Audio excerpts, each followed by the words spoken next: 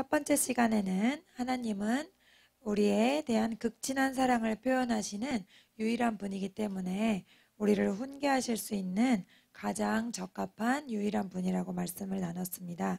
또 두 번째로는 잘못을 그냥 넘어가는 것은 사랑이 아닙니다.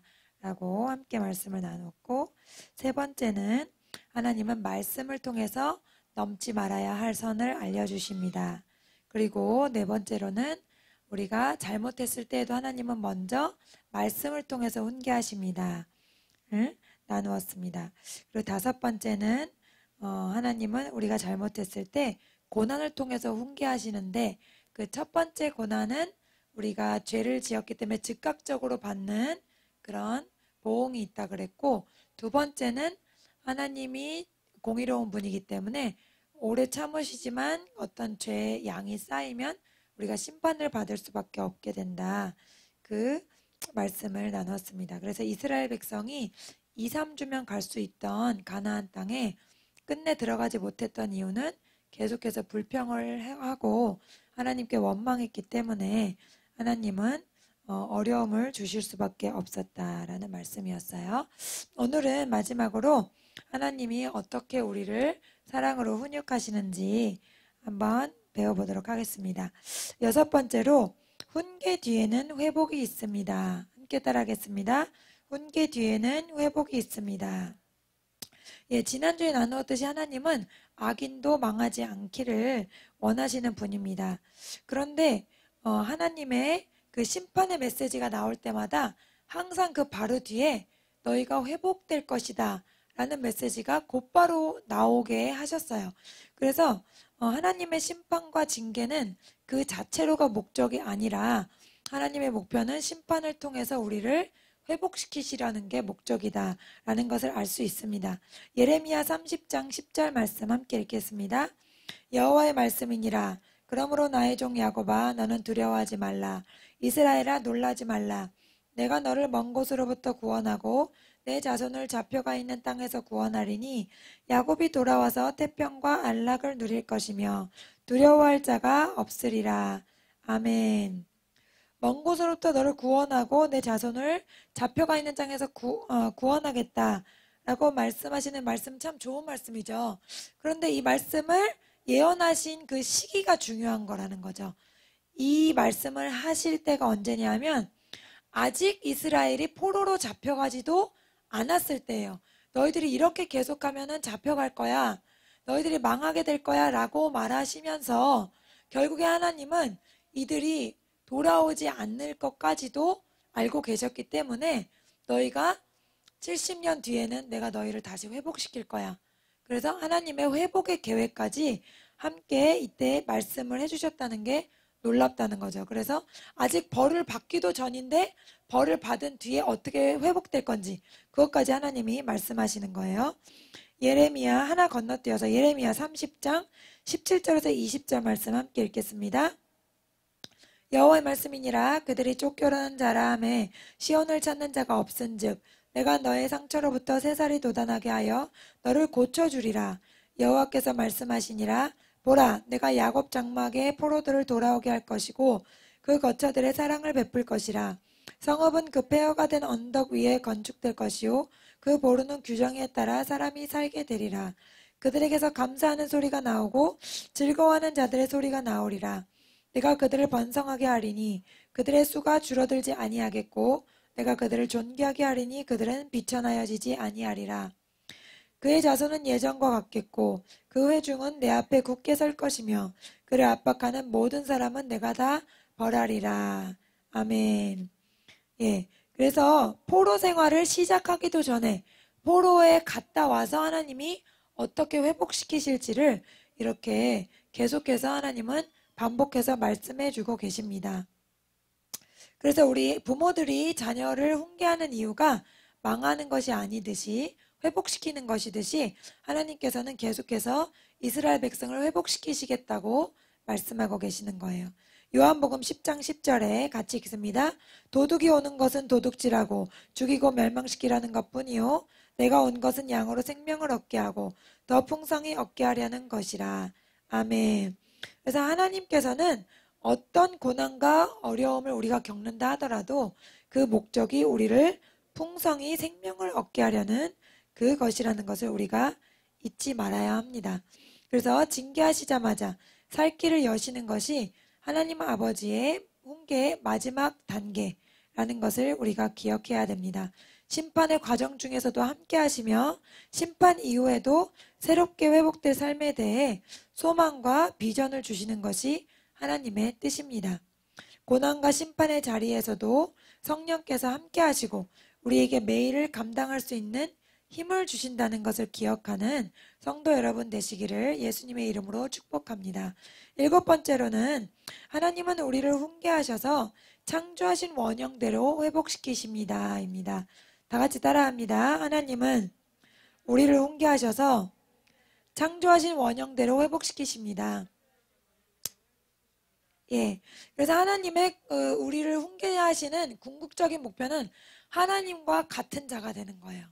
내가 거룩하니 너희도 거룩하라 이렇게 말씀하셨죠. 그런데 우리가 그냥 일반적으로 신앙생활하고 기도하고 말씀 읽는 것만으로는 하나님 수준에 이를 수가 없기 때문에 때때로는 하나님은 이렇게 어려움을 우리에게 허락하십니다. 욥기 1장에 보면 욥은 정직하고 하나님을 경외하는 사람으로 나옵니다. 함께 읽겠습니다. 우스 땅에 욥이라 불리는 사람이 있었는데 그 사람은 온전하고 정직하여 하나님을 경외하며 악에서 떠난 자더라. 아멘. 대부분의 성도들이 욥이 고난 가운데도 하나님을 원망하지 않고 믿음을 지킨 것으로 알고 있죠. 그리고 저도 그렇게 알고 있었는데 한 몇 달 전에 저희 목사님께서 욥에 대해서 설교하시면서 저도 다시 한번 욥을 묵상해 봤더니 욥이 그렇게 끝까지 믿음만 지킨 것은 아니었더라고요. 그래서 함께 다시 한번 자세히 말씀을 보겠습니다. 여기까지는 하나님을 경외하며 악에서 떠난 자다 이렇게 나옵니다. 그때 사탄이 하나님 앞에 나타나서 제안을 하죠. 이렇게 욥이 하나님을 경외하는 것은 하나님께서 그 재산을 지키시고 하는 일마다 도우셨기 때문이지 그런 일들이 없었더라면 욥이 하나님을 경외하지 않았을 겁니다. 그래서 제가 그것을 한번 쳐보겠습니다. 이렇게 말하죠. 그때 하나님이 그렇게 하라고 허락을 하세요. 그래서 며칠간에 이제 양떼와 종들이 다 죽고 강도가 들고 또 강풍이 불어와서 자녀들이 다 깔려 죽고 이런 어마어마한 일을 당합니다. 그런데도 이 일 가운데도 욥은 하나님께 범죄하지 않았어요. 여기까지만 봐도 우리 어느 성도들에 비해서는 참 대단한 신앙이죠. 욥기 1장 21절에서 22절 같이 읽습니다. 이르되 내가 모태에서 알몸으로 나왔사온즉 또한 알몸이 그리로 올라가올지라 주신 이도 여호와시오 거두신 이도 여호와이시니 여호와의 이름이 찬송을 받을지니라 하고 이 모든 일에 욥이 범죄하지 아니하고 하나님을 향하여 원망하지 아니하니라. 아멘. 예, 그래서 재산이 다 없어지고 자녀들까지 하루아침에 없어졌는데 여기까지도 하나님을 원망하지 않는 거예요. 이게 욥의 이야기니까 우리가 이제 그냥 읽기는 쉽지만 실제로 우리 삶에 이런 일들이 덮쳤다고 하면 욥처럼 이렇게 기도할 수 있는 사람이 거의 많지 않을 거예요. 여기까지는 괜찮았는데 그 다음에 이제 사탄이 한 가지를 더 제시를 하죠. 그래서 몸을 치겠다, 건강을 치겠다. 그러면 하나님이 분명히 하나님을 원망하게 될 거다.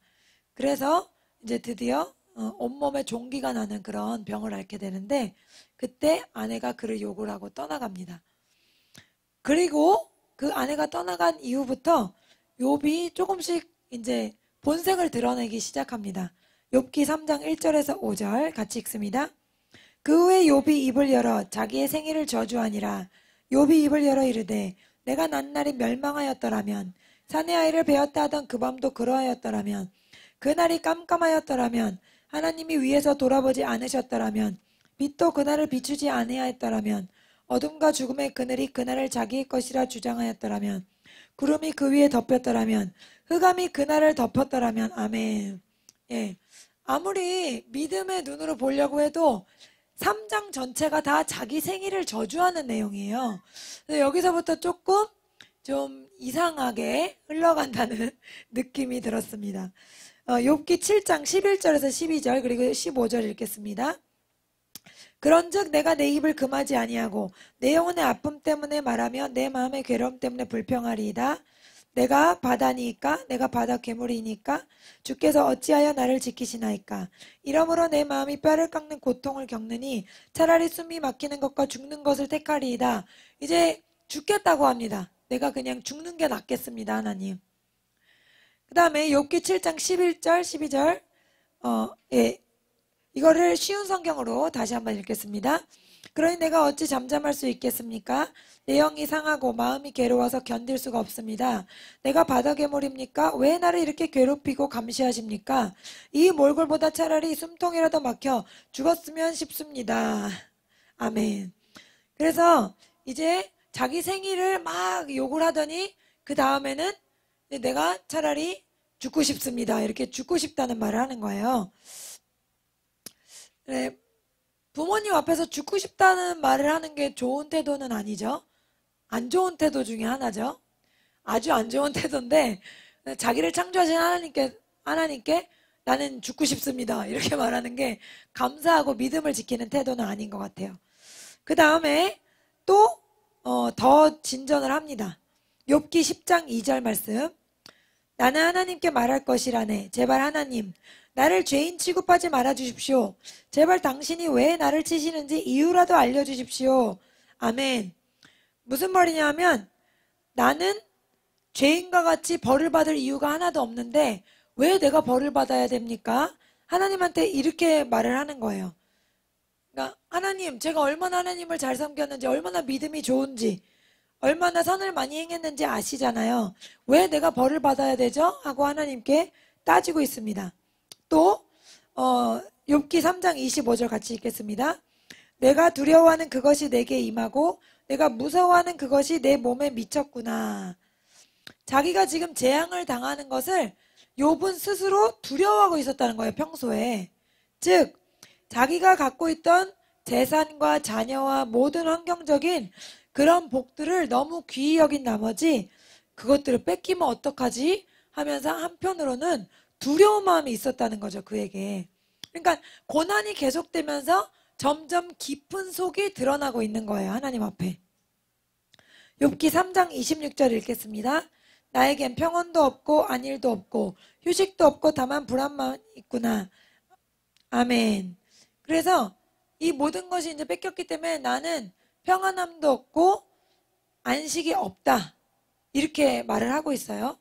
근데 하나님이 우리에게 주시는 평안, 하나님이 우리와 맺기 원하시는 그 평안함은 환경과 외부에서 그런 어떤 요인 때문에 갖고 있는 평안이 아니죠.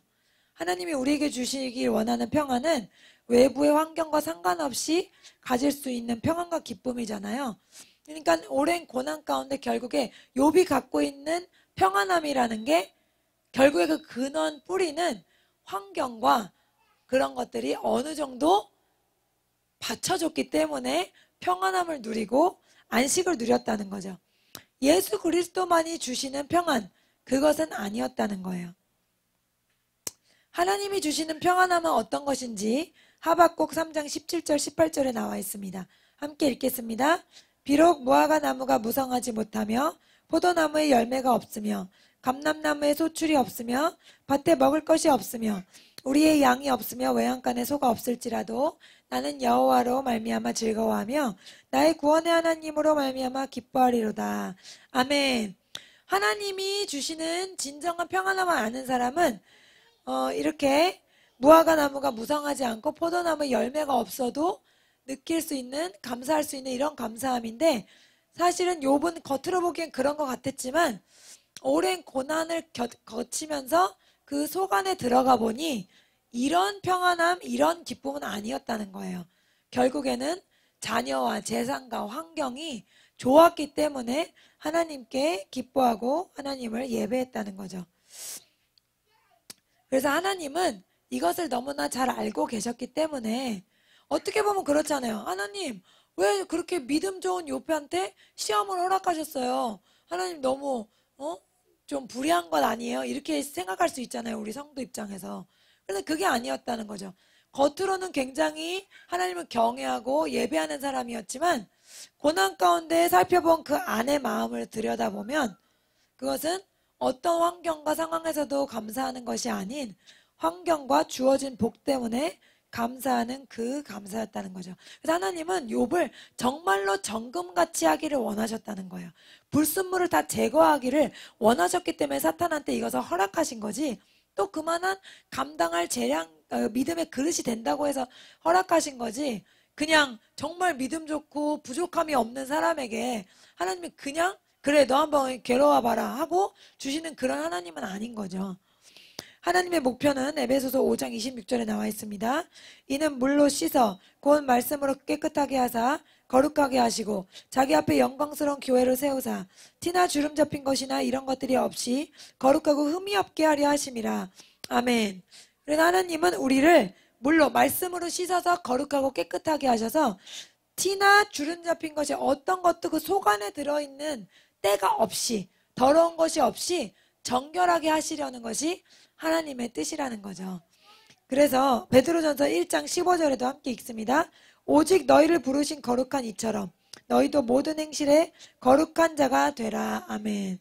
우리가 물론 예수 그리스도의 이름으로 거듭나고 새로워졌지만, 거듭난 새로운 존재가 되었지만 아직은 모든 행실에 거룩하진 않죠. 모든 생각에 거룩하진 않죠. 모든 언어 생활에 거룩하진 않죠. 하나님은 그런 것들을 다루기 원하시는 거예요. 우리가 예수 그리스도 이름으로 거듭났지만 아직도 우리 육신은 거듭나지 않았어요. 육신은 거듭나지 않았기 때문에 천국에 가지 않죠. 우리 육신은 이 땅에 남고 우리의 영혼만 하나님 앞으로 간단 말이에요. 육신은 거듭나지 않았기 때문에 이 육신을 붙잡고 있는 자와 육신에서 나오는 구정물 같은 것들이 우리 속에서 계속해서 나옵니다. 이것들을 하나님은 고난의 시간을 통해서 바라보게 하시는 거예요. 왜냐하면 깨끗함을 받으려면 먼저 내 안에 더러움이 있다는 걸 알아야 되거든요. 그런데 일반적으로 그냥 신앙생활하는 동안에는 물론 말씀을 통해서 비추지만은 고난의 과정을 겪지 않으면 내 자신을 들여다볼 기회가 없더라. 그래서 고난을 통해서 하나님은 내 속에 있는 걸 보게 하시는 거예요. 난 믿음이 좋은 줄 알았는데 왜 내한테 불평이 나오지? 내가 되게 믿음의 연조가 긴데 왜 나는 하나님을 원망하고 있지? 라는 그런 것들을 내 스스로 보게 하시는 거예요. 왜요? 거울을 보고 내 얼굴에 뭐가 묻었는지 알아야 털어내죠. 내가 얼굴에 뭐가 묻었는지 모르면 털어낼 생각을 못 하는 거예요. 그래서 하나님은 이런 과정을 우리에게 겪게 하십니다. 가만히 있으면은 우리가 되게 믿음이 좋은 줄 알고 스스로 생각하는 것이 우리의 자연스러운 모습이에요. 그렇기 때문에 하나님은 이런 고난들을 허락하시는 겁니다. 우리가 믿음이 좋은 것 같이 여기에 다 앉아있지만, 물론 믿음이 좋은 분들이라서 이렇게 수요예배도 금요예배도 오시지만은 욥과 같이 재산을 가져가고 자녀를 다 쳤을 때 여기 있는 우리 중에 누가 남을 것인가? 과연 자신이 없죠. 그러니까 하나님은 성경을 통해서 인간 사용 설명서를 써놓으신 거예요. 나도 모르는 내 모습, 그것을 하나님은 성경에 써놓으셨어요. 나는 어떤 존재인가? 나는 어떤 사람이지? 욥을 통해서 욥 얘기로 끝나면 이 얘기를 여기다 적어놓으실 필요가 없죠. 무슨 말이에요? 나도 그런 일 당하면 욥보다 더 하나님을 원망하고 욕할 사람이다라는 걸 깨달으라는 거죠. 내 밑바닥에 얼마나 별 볼 일 없는 것들이 들어있는지 하나님은 보라는 거예요. 다른 사람 보기에는 막 몇십 년 신앙생활 했고, 다른 사람 보기에는 직분자고, 다른 사람 보기에는 사명을 받은 사람이지만 하나님은 욥을 통해서 내 속에 있는 것들이 어떤 것인지 깨달으라는 말입니다. 하나님을 원망하고 하나님께 불평할 만한 잠재성이 우리 모두에게 다 들어있다. 그것들을 하나님은 가르치기 원하십니다. 그래서 우리는 정말 겸손해야 합니다. 우리가 지금 이 자리에 나와서 예배할 수 있는 것 자체가 은혜라는 것을 깨달아야 돼요. 이렇게 와서 예배할 수 있는 것 자체가 하나님의 선물이라는 것을 깨달아야 합니다. 하나님은 우리가 자녀를 치고 재산을 빼앗으면 믿음을 지키지 못할 것을 알고 계시기 때문에 우리 중에서는 재산과 자녀를 다 뺏진 않으세요. 우리의 믿음 수준을 알고 계시기 때문에. 그러나 하나님은 그렇게 하실 수 있는 전권을 가진 분이다. 나의 믿음의 밑바닥까지 다 아는 분이라는 것을 알고 우리가 겸손해야 합니다. 그리고 진지하게 내가 정말 모든 것을 다 잃어도 하나님 신뢰할 수 있는 건가 하면서 내 자신을 돌아봐야 되겠습니다. 욥기 16장 16절에서 7절, 드디어 자기가 죄인이라는 것을 깨닫기 시작합니다. 읽습니다. 주님, 주께서 저를 기진맥진하게 하시고 가족을 망하게 하셨습니다. 당신께서 나를 여위게 하셔서 뼈와 가죽만 남아있으니 이것이 나의 죄를 증거하고 있습니다. 예, 이제 뼈와 가죽만 남아서 깨달은 게 뭐예요? 아, 내가 뭔가 하나님께서 가르칠 것이 있으셔서 이런 고난을 주셨구나 라는 것을 이제서 깨달았다는 거예요. 깨달았는데 그 다음에 이제 엘리후라는 사람이 나타나서 깨달았네. 16장에서 좀 깨달은 것 같았는데 31장에 제가 여기 적어놓진 않았지만 31장 나중에 집에 가서 읽어보세요. 31장 전체에 자기가 얼마나 가난한 사람을 많이 돕고 얼마나 불쌍한 사람을 도와줬고 자기의 그 업적을 또 한참 얘기합니다. 그러니까 조금 깨달은 것 같았지만 아직도 또 오락가락해요. 근데 33장에 이제 엘리후라는 사람이 나타나서 욥이 어떻게 잘못된 생각과 마음을 갖고 있는지 알려줍니다. 욥기 33장 9절에서 19절, 조금 길지만 함께 읽어보겠습니다. 당신은 주장했지요. 나는 깨끗하고 죄가 없다. 난 순결하고 아무런 잘못이 없다. 그런데도 하나님은 나에게서 허물을 찾으시고 나를 마치 원수 대하듯 하신다고 말입니다. 그렇지만 들어보십시오. 당신의 주장은 옳지 않습니다. 왜냐하면 하나님은 사람과 비교할 수 없이 위대하시기 때문이지요. 어찌하여 당신 하나님께서 답변하지 않으신다고 불만을 터뜨리십니까? 하나님께서는 여러 번 말씀하시지만 사람은 깨닫지 못합니다. 그분은 사람이 곤히 잠들었을 때 밤중에 꿈이나 환상으로 말씀하시지요. 사람들의 귀를 살짝 여시고 말씀하셔서 사람들이 그들의 마음을 돌이켜 교만하지 않도록 해주십니다. 그분은 사람이 무덤에 빠지지 않도록 지키시고 그분은 사람이 깨닫게 하시려고 뼈마디가 쑤시는 아픔과 고통을 주시기도 합니다. 아멘. 사람과 비교할 수 없이 위대한 분이기 때문에 하나님께 이렇게 나는 죄가 없다고 말할 수 없다는 거예요. 그를 벌하신, 그에게 고난을 허락하신 하나님이 잘못 판단했다고 말할 수가 없다라는 거죠. 욥기 34장 9절에서 15절 또 읽겠습니다. 욥은 겨우 하나님을 기쁘시게 해도 별 수가 없다는 소리를 합니다. 그러니 현명하신 어르신들이여 내 말 들어보십시오. 하나님은 절대 악을 행하지 않으십니다. 전능자는 절대 잘못 행하지 않으십니다.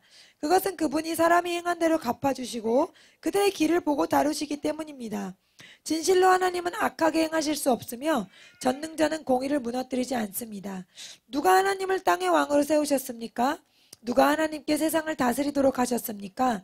만일 그분이 자기만 생각하셔서 영과 숨기운을 거두어 가신다면 어떻게 될까요? 모든 사람이 다 망하고 다시 흙으로 돌아가고 말 것입니다. 아멘.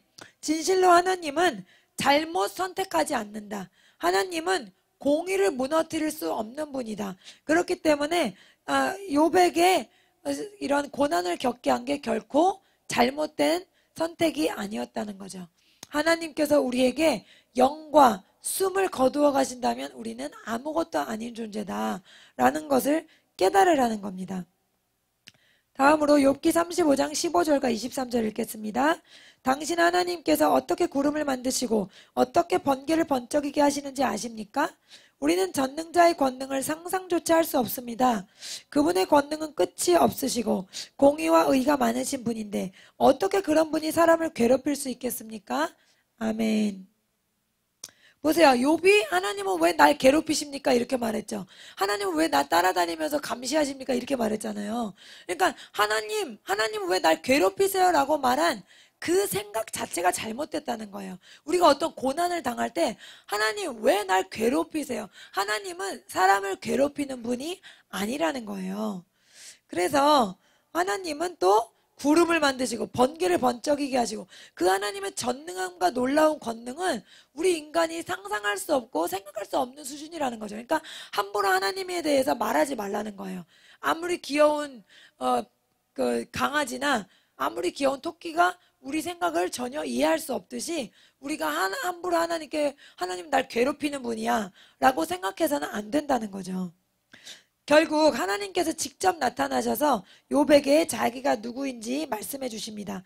욥기 38장 4절, 18절, 33절 같이 읽겠습니다. 내가 땅에 기초를 세울 때 너는 도대체 어디 있었느냐? 내가 그렇게 많이 알거든 대답하라. 너는 지구의 구석구석을 다 알고 있느냐? 알거든 대답하여라. 내가 천체 운행 법칙을 아느냐? 내가 땅의 자연 법칙을 세웠느냐? 아멘. 하나님이 막 오히려 약간 화가 나셔서 따지시는 것 같죠? 너가 어떻게 나를 이해할 수 있겠냐는 거예요. 땅의 기초를 세울 때 욥은 존재하지도 않았죠. 지구의 구석구석 알지도 못하죠. 천체 운행 법칙, 해와 달과 별이 어떻게 움직이는지 전혀 알 수가 없잖아요, 우리 사람이. 그러면서 왜 하나님께 이렇다 저렇다 말하냐 이 말이에요.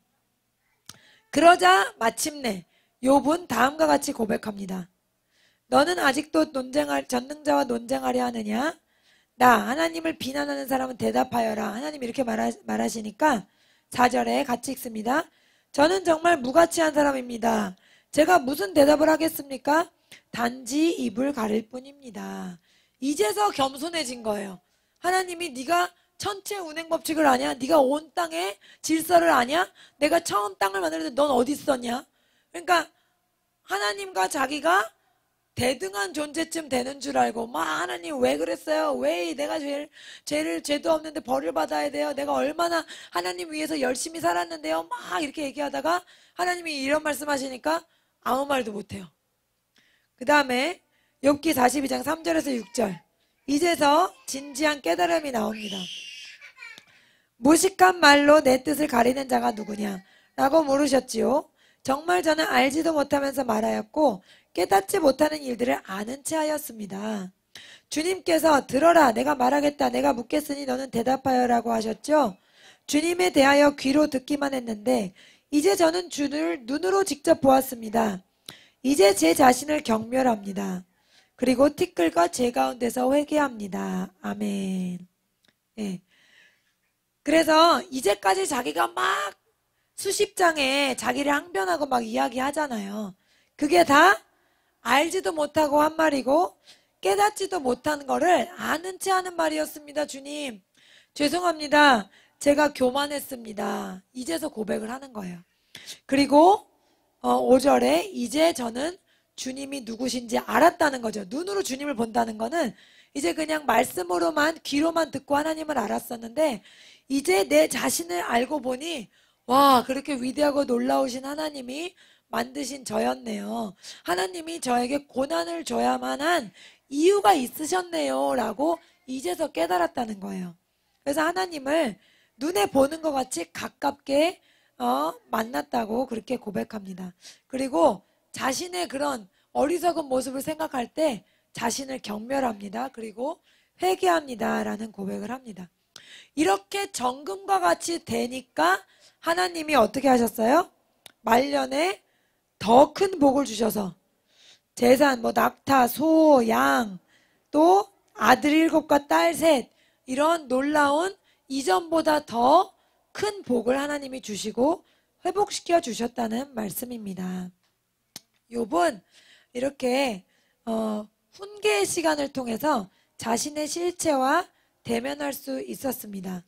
믿음이 좋은 것 같은 외면 속에 하나님께 대한 원망하는 마음이 있었고 또 육신적인 복을 너무나 즐거워한 나머지 그것들을 빼앗길까봐 두려워하는 마음도 있었습니다. 그리고 자기가 한 의로운 행위를 자랑하는 그런 마음도 있었다는 것을 고난을 통해서 깨닫게 됩니다. 그러나 전능하신 하나님 앞에서 자기의 그 모든 것들이 얼마나 무익한 것이고 한심한 것인지를 진심으로 깨닫고 회개하여 정금 같은 믿음의 사람이 됩니다. 그리고 하나님을 눈으로 보는 놀라운 영적인 복을 경험한 뒤에 하나님은 그에게 육신적인 놀라운 복을 이전과 비교할 수 없는 복을 허락해 주셨어요. 할렐루야. 그래서 하나님의 복을 주시는 원리는 성경에 항상 똑같습니다. 우리는 육신의 복을 먼저 원하지만 하나님은 영을 새롭게 하시고 거룩하게 하시고 정금같이 하시고 하나님과의 관계가 그로 인해서 눈과 눈으로 마주보는 관계가 될 때 그때 모든 복들을 지배하고 정복하게 하시는 거지, 우리가 막 계속 눈에 보이는 복들만 따라다니는 수준일 때는 잠깐 기도응답으로 복을 받았다가도 또 그게 없어지는 것 같고 자꾸 이렇게 왔다 갔다 하는 그런 낮은 차원의 수준에 머물게 된다는 거죠. 그래서 이 불순물들을 걷어내시는 이유가 하나님과 같이 되게 하려는 거예요. 같이 돼서 뭐 하게요? 같이 돼서 하나님은 우리랑 가까워지기 원하신다는 거예요. 결국에는 아담과 하와처럼 하나님과 산책했죠. 친밀감의 아주 그냥 극치였던 곳이 에덴 동산이었잖아요. 창조하신 하나님과 같이 먹고 같이 누리고 같이 산책했던 그 관계로 하나님은 회복시키기 원하시는데, 우리는 말씀을 읽는다, 기도한다, 예배에 빠지지 않는다, 그런 이유들로 어느 순간에 신앙생활을 뭐 10년, 20년, 30년 이렇게 하면서 나도 모르게 내 속 깊은 곳에 내 신앙에 대한 자기 의가 차 있을 수 있다는 거예요. 그래서 하나님은 욥을 통해서 바라보고 스스로 깨달으라는 말씀입니다. 오늘 말씀을 통해서 우리가 더 깊은 곳까지 거룩하게 되어 하나님을 눈으로 보고 하나님의 영광을 누리는 여러분의 영과 혼과 육이 되시기를 예수님의 이름으로 축복합니다. 오늘 말씀을 가지고 주여 한번 부르시고 기도하시겠습니다.